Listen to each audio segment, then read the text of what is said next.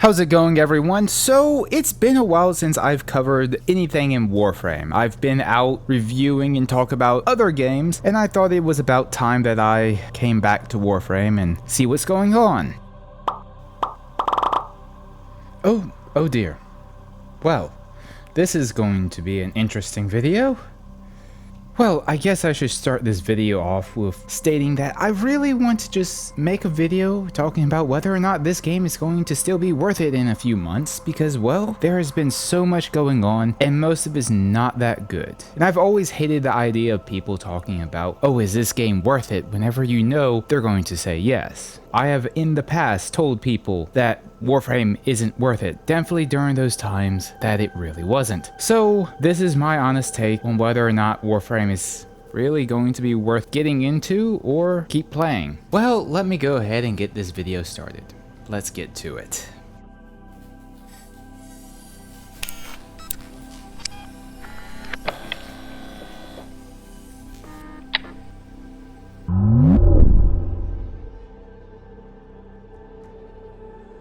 Warframe has been heralded as one of the most, if not the best done free-to-play MMO that's on the market, especially when it comes to how it treats the player base. But that has been quite a while ago, many years. If you go down the list of all the reviews for them, they are stellar, but they are old. Or they're done by people that don't spend more than a few months into the game. And while I agree with the sentiment that Warframe is still one of the better games out there on the market, especially if you compare them to AAA titles, the game that has received so many glowing reviews and is talked about as doing so many things right is not the same game that it is right now. And to really talk about it and to think it's the same, I think is quite damaging, especially where I think the game might be heading. And for me to show you that, I'm going to need to start where most of the problems, I believe, started from. And I apologize well in advance because this is not going to be the most short video that I've made. I will hopefully have the timestamps in the description, so if you wanted to just jump ahead, you can. But let me now start at the beginning. At the beginning of the content drought death spiral. All of Warframe's problems with content and content drought really stems from the beginning ideas of Plains of Eidolon and the advent of open worlds in the game. The development cycle went up and the content output went down, and whenever we finally did get Plains of Eidolon, it was eventually marred by a bunch of bugs, poor balancing of the economy, as well as a double grind wall that no one really liked. Now, fast forward through the reveal of Fortuna, Railjack, the promise of the sacrifice, as well as the Nemesis and Lich system being revealed, and whenever we finally get that, which I believe that took at least 2 years, they never gave a expected date for it, they just revealed stuff to build up hype. And whenever we finally got Fortuna, the same problems existed in the Plains of Eidolon persisted into Fortuna and the Orvalis. There was a double grind wall. The economy, while was a little better, it still had the fundamental problems that the Plains of Eidolon had. So it didn't go over too well, and the player base started to drop off because of it. Even more time elapses without much content to be released, but we did get the Sacrifice quest. It was nice, but it didn't really live up to the expectations that they built for it. And finally, we get the Kuva Liches. And oh boy, let's unpack this. First off, the Old Blood update was geared and promised to be more for the experienced and veteran players. Instead, it just ended up insulting them, since the main mechanic was a guessing game of which mod you need to equip to be able to progress through killing the Lich. And if you guessed wrong, the Lich just killed you. There was no skill involved. Plus, that entire update was grindfest after grindfest. It was RNG stacked on top of RNG, stacked on top another layer of RNG, for what was at the time mediocre to decent reward. The real kicker was they were selling the mods that you needed to kill the Liches in the market, which that didn't go over too well well with some of the players. And while they did eventually fix a lot of the issues, the bugs, and the grinding, it still left a bad taste in everyone's mouth that even lingers on today about that topic.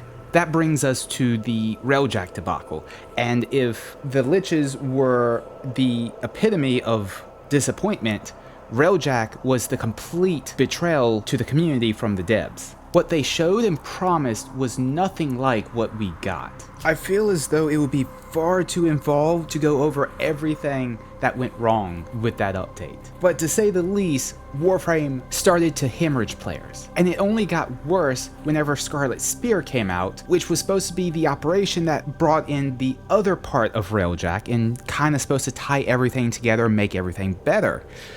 But it didn't. In fact, it made things almost worse with how the devs treated their hotfixes during that operation. And it really almost showed contempt for what the players really wanted. And that marked the end of Warframe 2019 and the beginning of 2020. And as crazy as 2020 has already been and probably will continue to be, Warframe has been left in a state of limbo. And this is where the topic of this video comes into play, because I'm finding myself asking the question of whether or not Warframe is even still worth my time. Because let's be real, the real value of playing a live service game is really the relationship that the devs have with the community. Because if you can't trust the devs to take the game in the right direction, then why keep playing? Because it's not going to be something that you want. Now that brings me to the more recent updates that DE has released. The Path of Steel, or the Steel Path, it was a nice gesture to those who've been around long enough and who can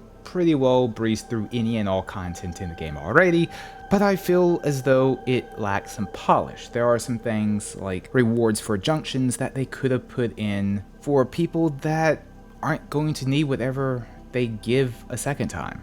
Then the Deadlock Protocol, which this is, I believe, more of a return to the old-fashioned content that people more liked. We actually got a quest with a Warframe this time. And while this was nice, I don't believe that this in of itself is going to redeem Digital Extremes and Warframe. No, what I find the most interesting is what they did for their 2020 TennoCon.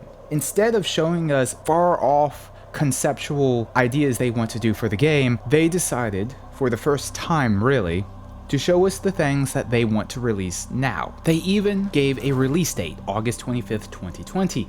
And I think if one thing shows that the devs are trying to change and rebuild trust in the community, this is it. I will also say that if they screw this up, this is also the end for them. Because they've already destroyed their trust with the community once. They're doing something very risky on their part because they've never shown or give out hard dates for content releases. Because they're not very good at that to begin with.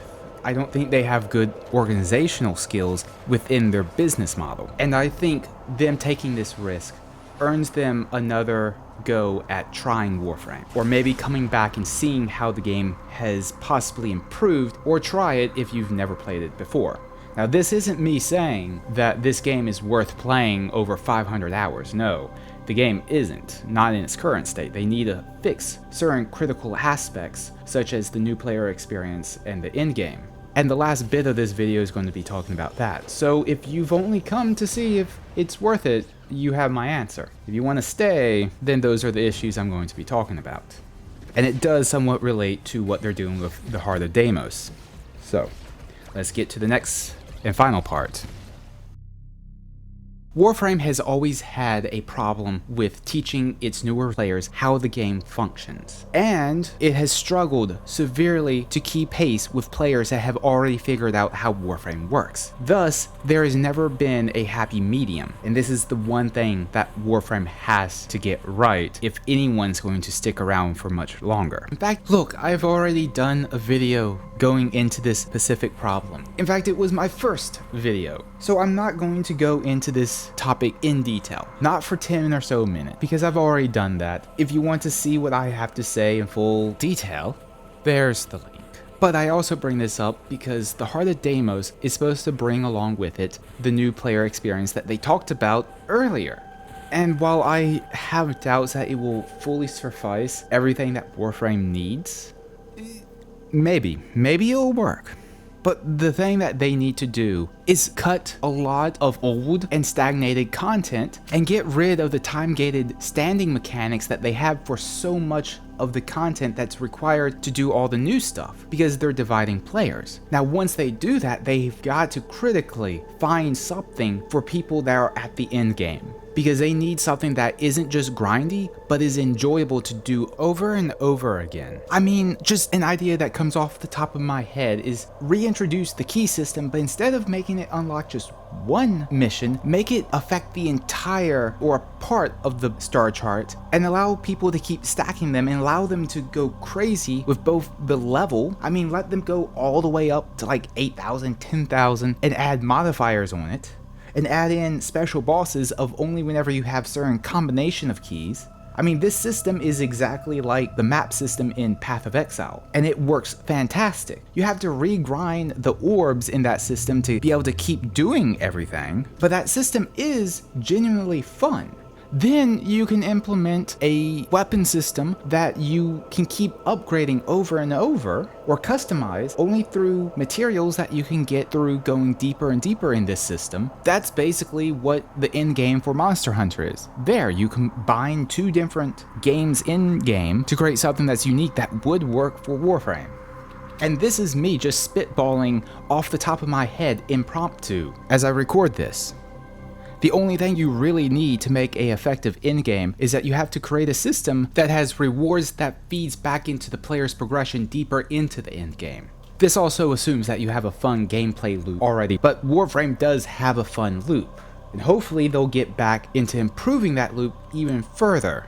Anyways, I want to hear from you guys. What's your thoughts on the video? Are you going to give Warframe another try? Or what would it take for you to get back into Warframe? Or maybe you haven't left and you somehow found this video, but what's keeping you with it? Also, make sure you like the video if you enjoyed the content, and maybe consider subscribing, definitely if you want to help a small channel grow. Or you could post this video to some other social media site like Twitter or Reddit, maybe even a Discord server. Anyways, thanks for watching the video all the way through. I do appreciate it. Also, for those of you who would subscribe, I am thinking about covering maybe more Warframe. I know I do want to cover Monster Hunter in the future, so let me know what you think.